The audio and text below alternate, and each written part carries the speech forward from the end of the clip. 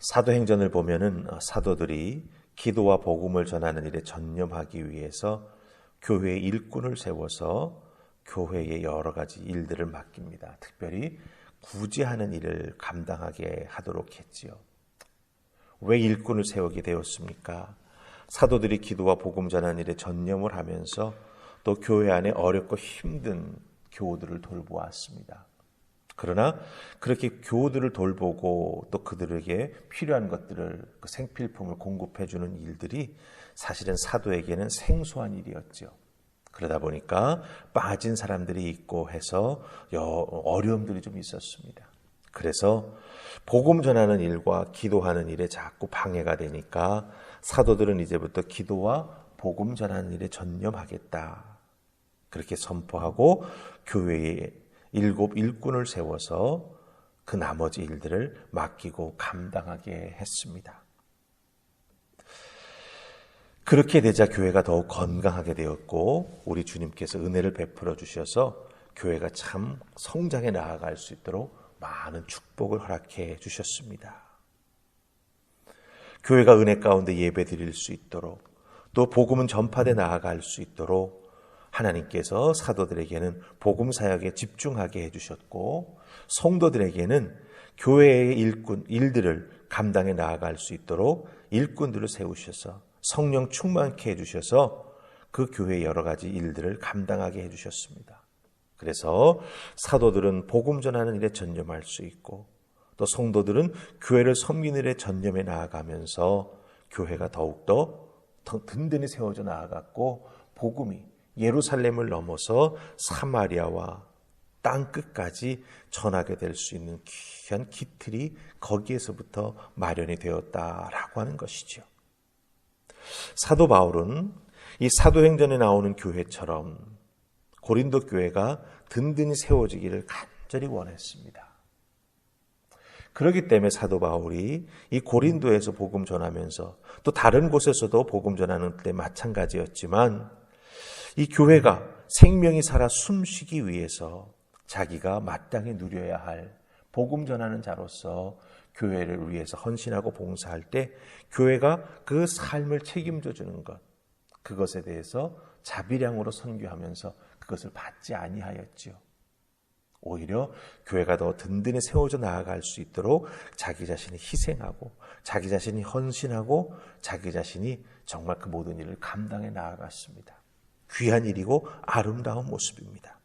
하지만 그것이 일반적인 것이 아니다라고 하는 것을 사도 바울은 오늘 말씀 속에서 우리에게 알려주고 있습니다.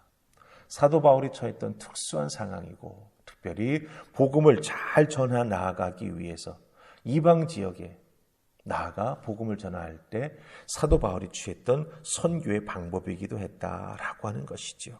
그래서 오늘 주신 말씀을 통해서 우리 하늘풍 화평교회도 정말 사도행전에 나오는 아름다운 교회가 되기 위해 어떤 모습을 가지고 나아가야 할까 말씀을 통해서 살피며 은혜 나눌 수 있기 원합니다. 자, 우리가 첫 번째 살필 말씀은 14절, 15절 말씀입니다.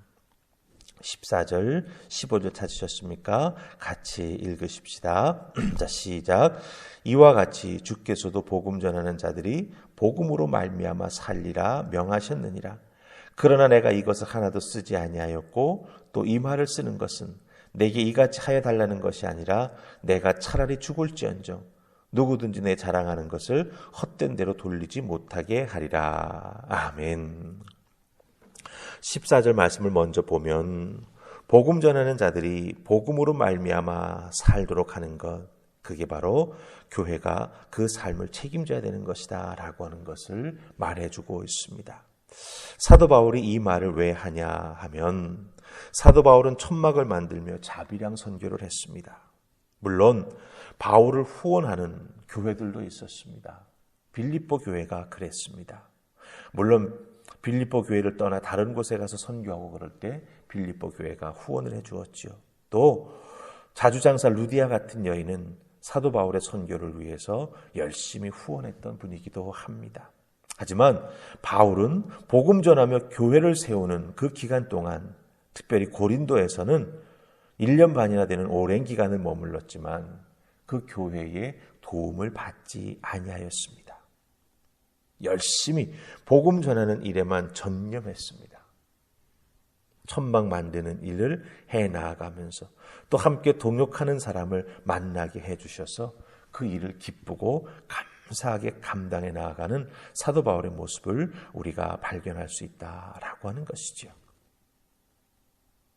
그래서 사도 바울은 복음으로 말미암아 살리라 하는 것이 어떤 것인가라고 하는 것을 우리들에게 많이 보여주고 깨달아 알게 주었다라고 하는 것이죠.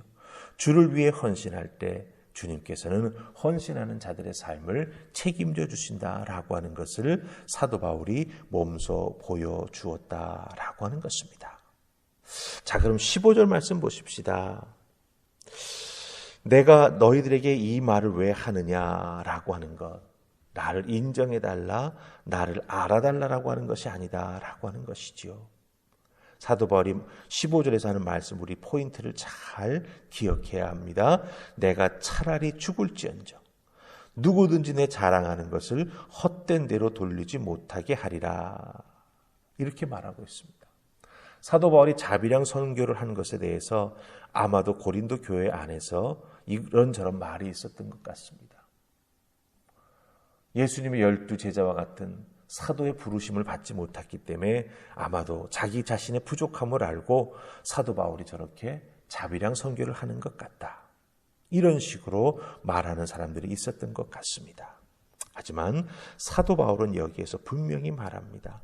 내가 차라리 죽을지언정, 내가 자비량 선교를 했던 그것은 내가 부족함도, 내가 예수님의 12제자와 같이 사도로 부르심을 받지 못한 어떤 그 부족함 때문에 이렇게 하는 것이 아니다라고 말하고 있습니다. 오히려 그것은 내 자랑이 된다라고 말하고 있습니다.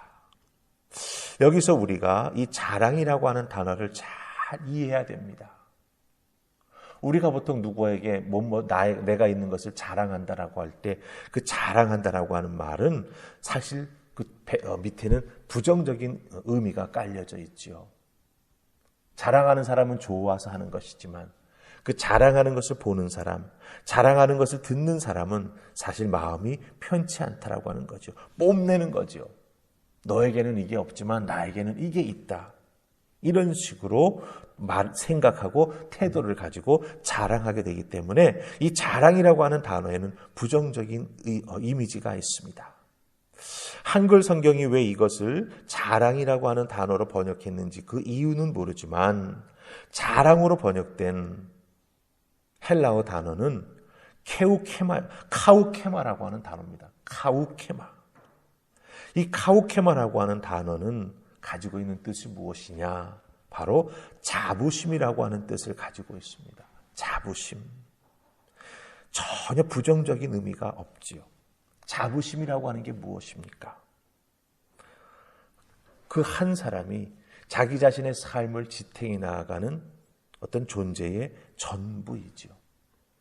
나의 나됨, 그것을 깨달아 알고 내가 나될 수 있도록 세워주신 주님을 위해서 헌신해 나아가는 것, 주님을 위해서 자기가 가지고 있는 전부를 바치고 자기 자신을 내어드리는 것, 그것이 바로 사도 바울이 복음을 이렇게 증거해 나아가는 모습이며 그것을 사도 바울은 자부심으로 삼고 있다라고 하는 것이죠.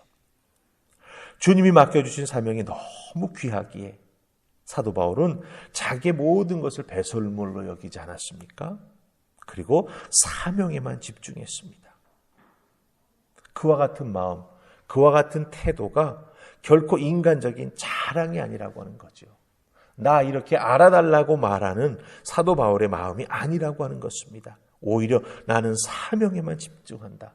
나에게는 십자가가 가장 중요하다. 예수 그리스도의 생애, 그 복음을 전하는 것이 나의 전부다라고 하는 것을 사도 바울은 이렇게 말해주고 있다라고 하는 것이죠.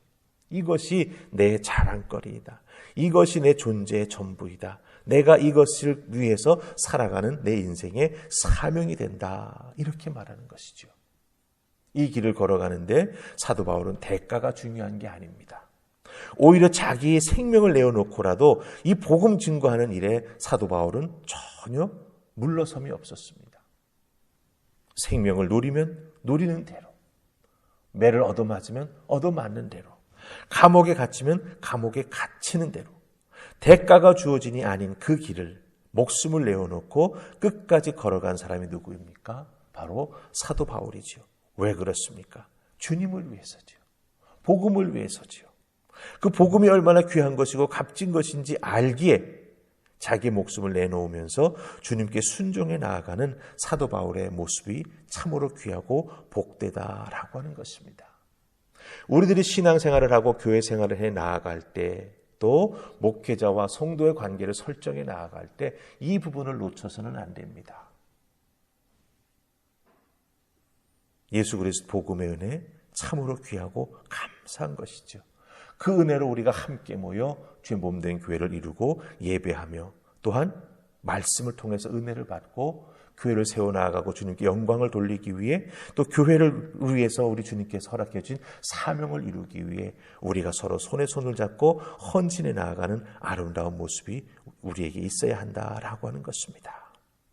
우리 모든 믿는 자들이 우리에게 왜 주님께서 믿음을 허락해 주셨는지, 또한 우리에게 왜 각각 다른 믿음의 모습, 또 믿음을 위해서 걸어가는 그 길이 조금씩 다른 모습으로 허락해 주셨는지 우리가 믿음으로 지혜롭게 잘 살피면서 제일 중요한 건 무엇입니까? 주의 영광을 위해, 또한 사명을 위해, 그리고 내가 헌신해야 되고 내가 나를 낮추어야 되고 내가 나를 포기해야 될 것이 무엇인가를 우리가 깊이 생각하면서 이 믿음의 길 아름답게 걸어갈 때 사도 바울이 고린도 교회를 위해서 헌신하고 세워나갔던 것처럼 우리 모두도 함께 헌신하게 될 것이며 주의 몸된 교회는 더욱더 든든하게 세워질 줄로 믿습니다. 오늘 주신 말씀 꼭 기억하십시다. 복음으로 말미암아 살리라.